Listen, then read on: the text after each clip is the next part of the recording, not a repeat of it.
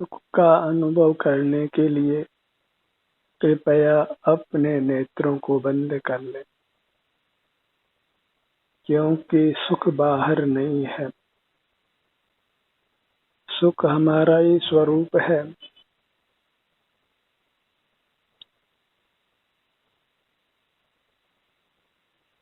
सिर से पांव तक हम सुख के ही बने हैं, इसलिए अपने ध्यान को अपने सिर से पांव तक लाकर सुख का अनुभव कर लेना है। जो हम बाहर जानते हुए रहते हैं, कुछ करते हुए रहते हैं, तो फिर हम अपने सुख के अनुभव से वंचित रहते हैं। सुख के अनुभव में जानना और करना, ये दो ही बाधक होते हैं। सकल जानना बंद कीजिए, कुछ करना बंद कीजिए। अपने सन्मुख होकर अपने सुख का अनुभव कीजिए।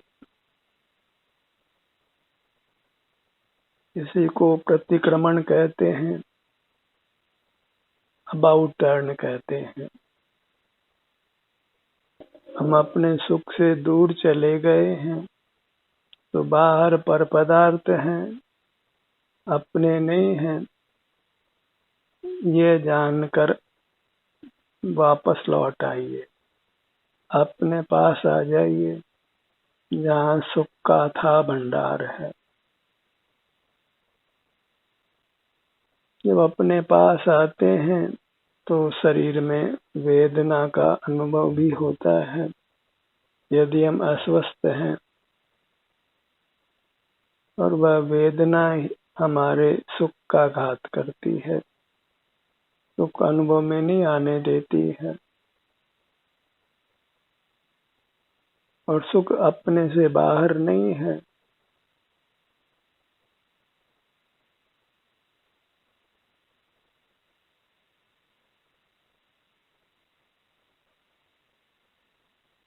अपने सन्मुख ठहर कर यदि वेदना है, तो वेदना का अनुभव करने से ही आप वेदना से मुक्त होते हैं, और फिर शेष सुख ही बच जाता है।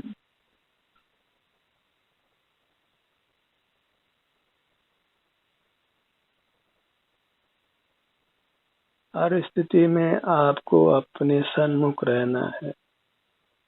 आराम अपने में है तो भी, और वेदना है तो भी।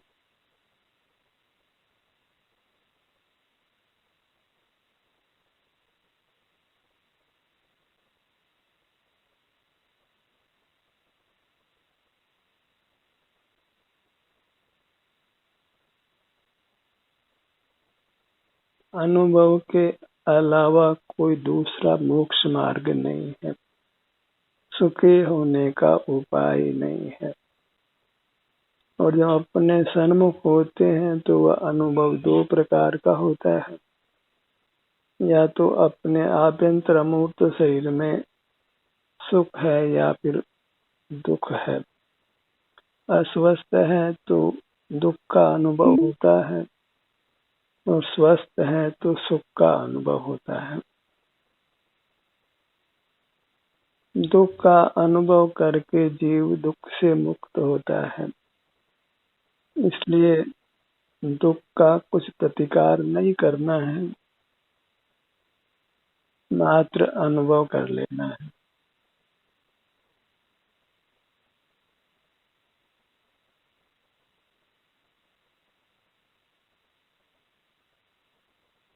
एक ही सिद्धांत है, अनुभव मार्ग मोक्ष को, अनुभव मोक्ष स्वरूप।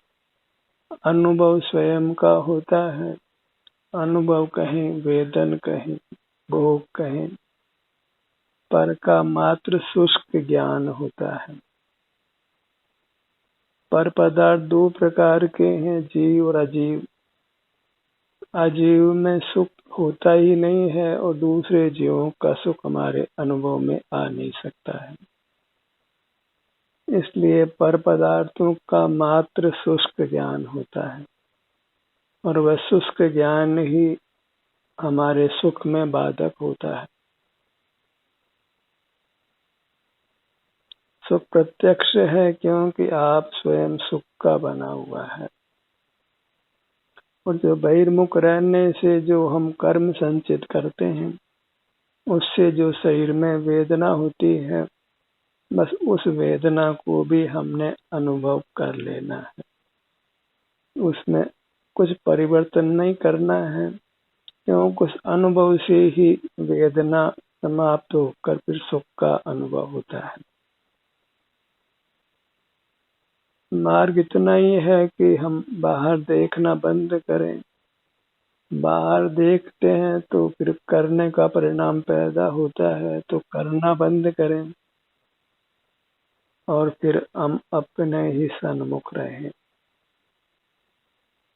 अपने सन्मुख रहकर अपने सुख का ही अनुभव करें और दुख है तो दुख का अनुभव करें।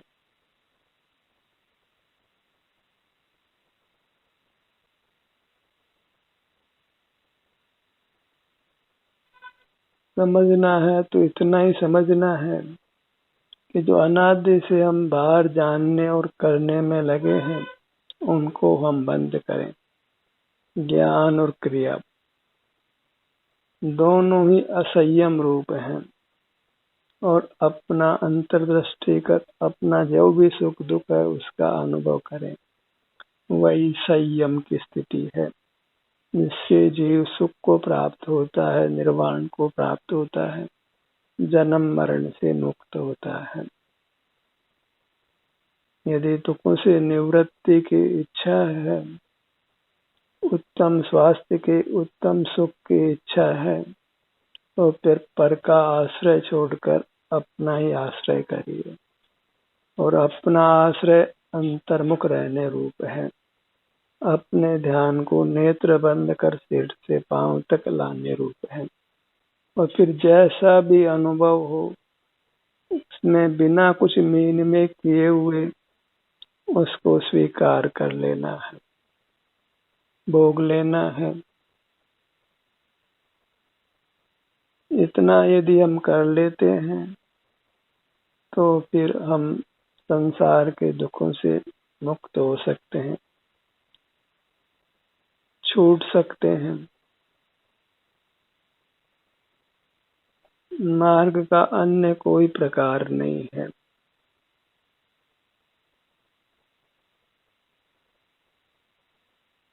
इसलिए इस मोक्ष मार्ग में वास्तव में कोई शिक्षा दीक्षा का काम नहीं है।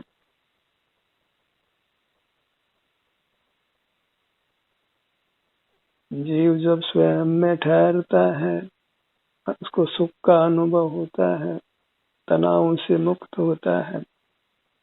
जो बाहर क्लेश की सामग्री से हट जाता है तो उसको शांति का अनुभव होता है। तो उसको समय भी निर्णय हो जाता है कि मुझे जगत के सन्मुख नहीं रहना है। या फिर कोई देशना प्राप्त करके जीव जगत से विमुख होकर अपने सन्मुख होकर अपना ही अनुभव करके परमात्म दशा को पाता है।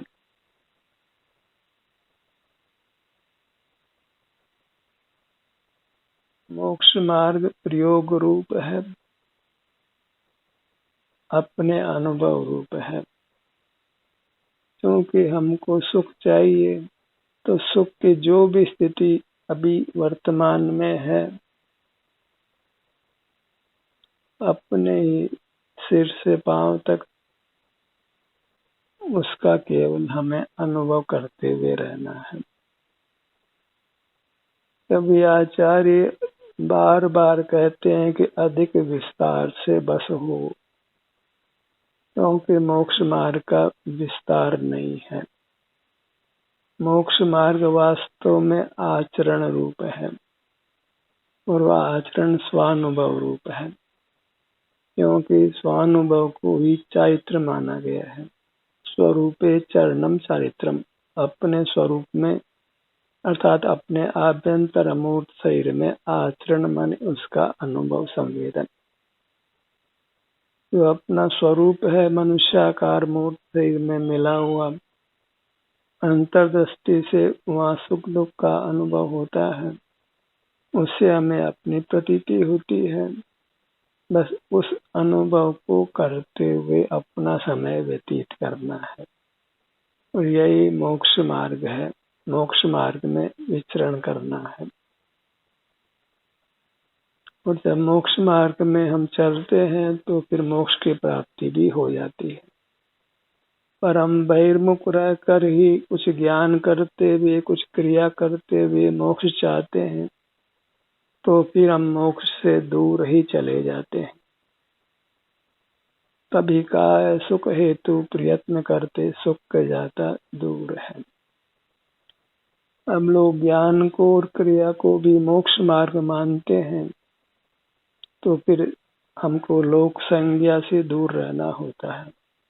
लोग क्या समझता है, हमें उसके साथ कुछ विवाद नहीं करना है, क्योंकि मेजोरिटी मूर्खों की होती है। मोक्ष मार्ग में प्रवृत्त होने वाले जीव अत्यंत विरल ही होते हैं। वह सिंह वृत्ति है और सिंह वन में एक ही होता है, और भेड़ें तो बहुत होती हैं जो एक दूसरे का अनुसरण करते हुए कुएं में जा गिरती। हमको जगत का अनुसरण नहीं करना है। जो बहुत लोग करते हैं उस काम को बिल्कुल नहीं करना है।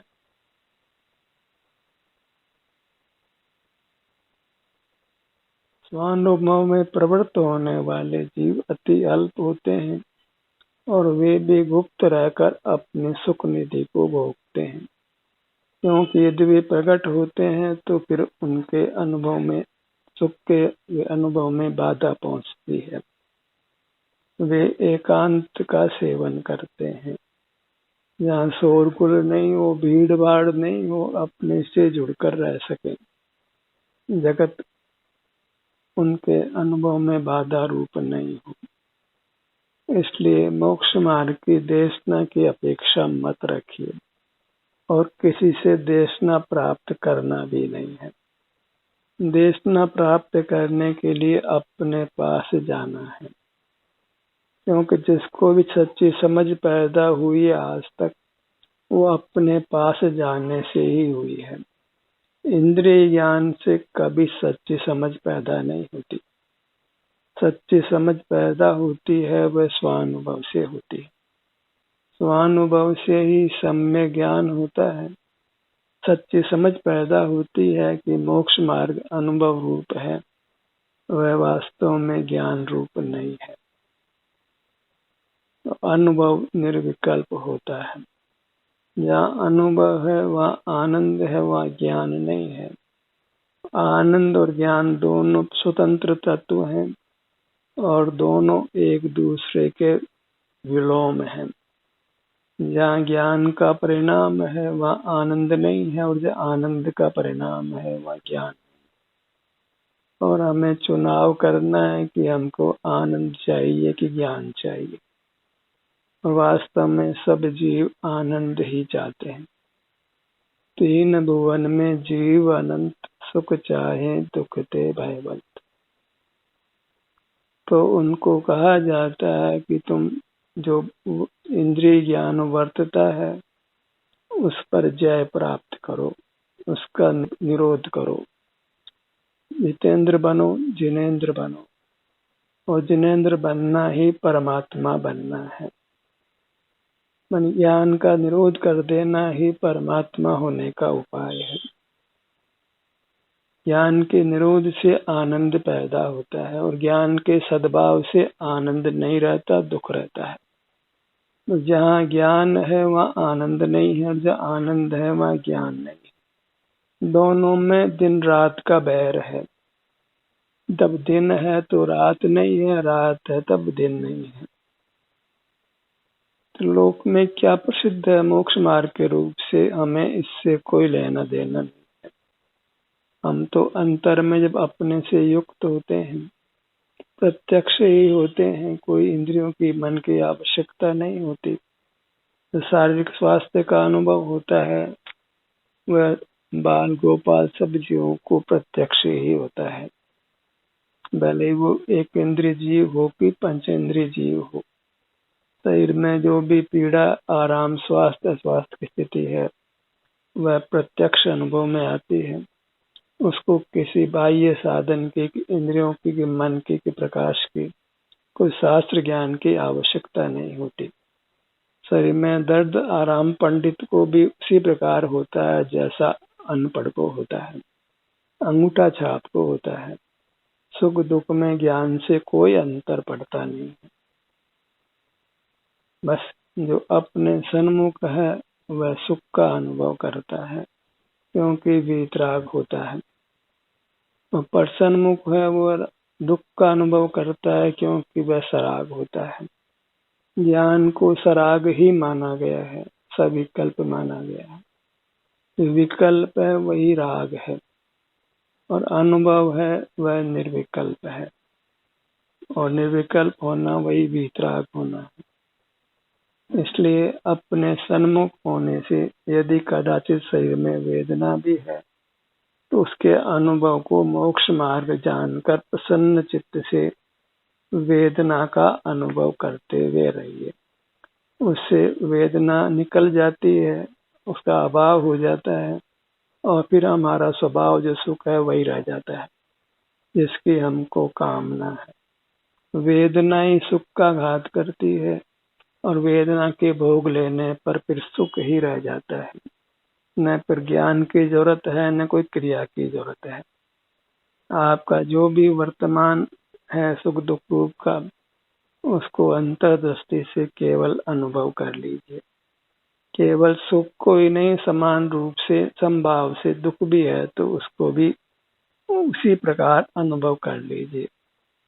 सुख को यदि प्रसन्न चित्त से अनुभव में लेते हैं तो शरीर में वेदना है उसको भी प्रसन्न चित्त से अनुभव कीजिए। दोनों स्थितियों में आप कर्म के अभाव को कर सुख को प्राप्त होते हैं, मोक्ष को प्राप्त होते हैं। और संसारी जीवों को तो शरीर में अल्पाधिक वेदना पाई ही जाती है। ये अलग बात है कि बहिर्मुखता में उसकी खबर नहीं होती, उसका अनुभव नहीं होता है। जब बहिर्मुख होता है तो वैश्विक सुख दुख का अनुभव होता है, शारीरिक सुख दुख का अनुभव नहीं होता है। और जब अंतर्मुख होते हैं तो शारीरिक सुख दुख का अनुभव होता है, वैश्विक सुख दुख का अनुभव नहीं होता है। और हमको दोनों में से एक का चुनाव करना है। वैश्विक सुख दुख जो बहिर्मुखता में अनुभव में आता है उसका त्याग करना है, और शारीरिक सुख दुख जो अंतर्मुखता में अनुभव में आता है उसका ग्रहण करना। इसी प्रकार ग्रहण त्याग रूप मोक्ष मार्ग बनता है। क्या त्याज्य है, क्या ग्राह्य है, इसका फैसला आप स्वयं करिए, और यदि फैसला सही है तो फिर आप सुख को प्राप्त होते हैं। अपने ध्यान को अपने मध्य भाग में लाइए, अपने पेट के भाग में।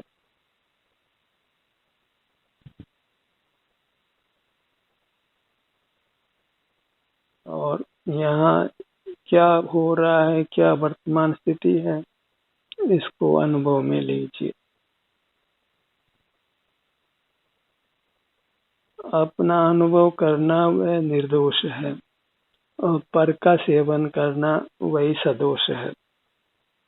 इंद्रिय ज्ञान पर का सेवन करता है और अनुभव स्वयं का सेवन करता है। तो इंद्रिय ज्ञान का निरोध करके अपना अनुभव करना है, अपना सेवन करना है, और आप सिर से पांव तक इतना है। तो यही अपने ध्यान को लाकर जो भी सुख दुख की स्थिति है उसका अत्यंत प्रसन्न चित्त से अनुभव करिए। संसार अवस्था में एक श्वास की क्रिया हमारे विशेष होती है। उसके लिए जन्म से मरण तक पेट फूलता है और सिकुड़ता है। उसी कारण से श्वास पवन भीतर आती है और फिर बाहर जाती है। तो जो कुछ आपके भीतर हो रहा है वह अंतर्दृष्टि करने से आपके अनुभव में आता है। उसके प्रति कुछ विरोध नहीं करना है। ये पेट क्यों फूलता है, क्यों सिकुड़ता है, क्यों कम फूलता है, क्यों ज्यादा फूलता है, ये सब कुछ विकल्प नहीं करना है। वेदना क्यों होती है, क्यों नहीं होती है, ये भी विकल्प नहीं करना है। जो जैसी स्थिति सिर से पांव तक है वह आपके अनुभव में आती है और उसको मात्र स्वीकार करना है, कुछ करना नहीं है और कुछ बाहर का जानना नहीं है। अपने ध्यान को अपने सीने के भाग पर लाइए। हर स्थिति में जो स्वास्थ्य की स्थिति है, अच्छी बुरी, उसको हमने अनुभव में लेना है। तो जो बुरा अनुभव है वह चला जाएगा और अच्छा अनुभव रह जाएगा। अच्छा अनुभव होना वह तो हमारा स्वरूप है, क्योंकि हम सुख स्वभावी हैं। सीने के मध्य में हृदय स्थान पर आइए।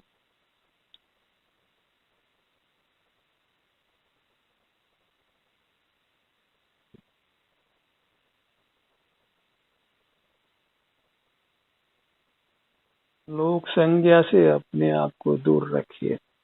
लोग क्या कहता है, क्या समझता है, क्योंकि वह सब मोक्ष मार्ग के विपरीत है। इसलिए लोग को देखने से क्या कहता है, क्या जानता है, उससे हमको केवल आकुलता ही होने वाली है। इसलिए लोग से दूर रहकर अपने पास रहिए। या जग में अनिवार्य अज्ञान अंधेर छयो अति भारी। न लोक को समझाना है, न लोक से समझना है, लोक से विमुख रहना है। समझने समझाने के भाव में हम बहिर्मुख रहकर अपना नाश करते हैं। पीठ के भाग पर आइए। विशाल है पीठ का भाग।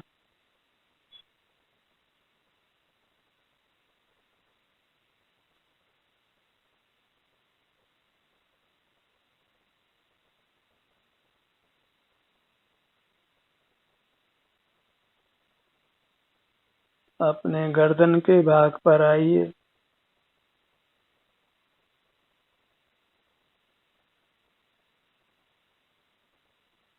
कंठ का भाग।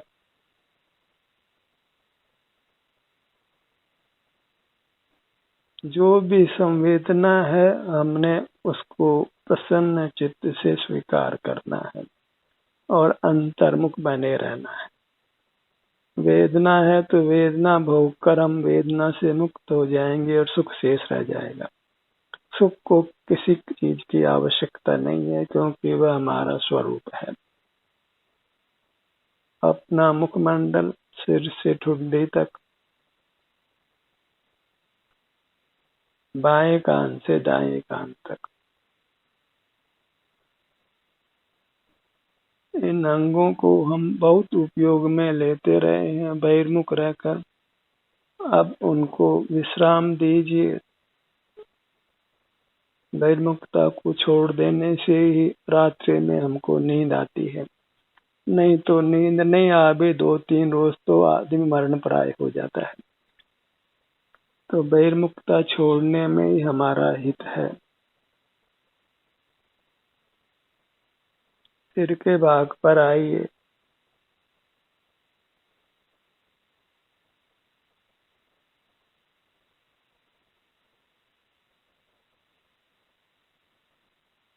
बहिर्मुख रहने में गलत देश न मिलने की प्राय संभावना रहती है और उससे हमारा महान अहित होता है।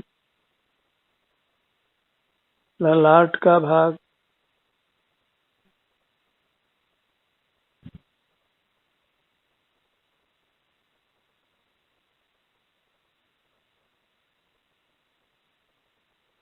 अपने सन्मुख होने से स्वतः ही हमारे सुख दुख की दशा हमारे अनुभव में आती है और उससे दुख मिटता है और सुख की प्राप्ति होती है। अपने ध्यान को अपने दोनों नेत्रों पर लाइए।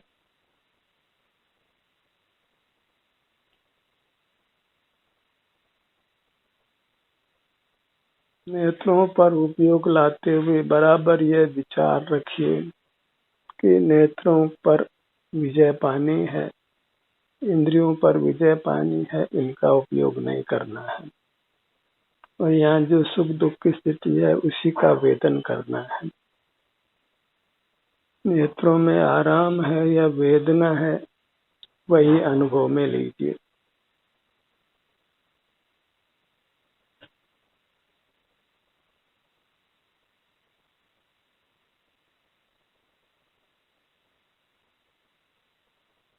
नेत्रों को हम देखने में काम में लेते हैं, पर वह काम नहीं लेकर यहाँ जो आराम वेदना की स्थिति है उसके अनुभव रूप काम में लीजिए।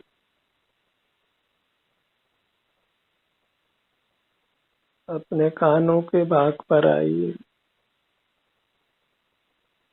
यहाँ भी जो आराम वेदना की स्थिति है उसको संभाव से अनुभव में लीजिए।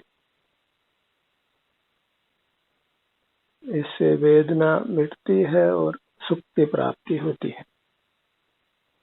वेदना को भोग कर जीव वेदना से मुक्त हो जाता है, तत्संबंधी कर्म से मुक्त हो जाता है।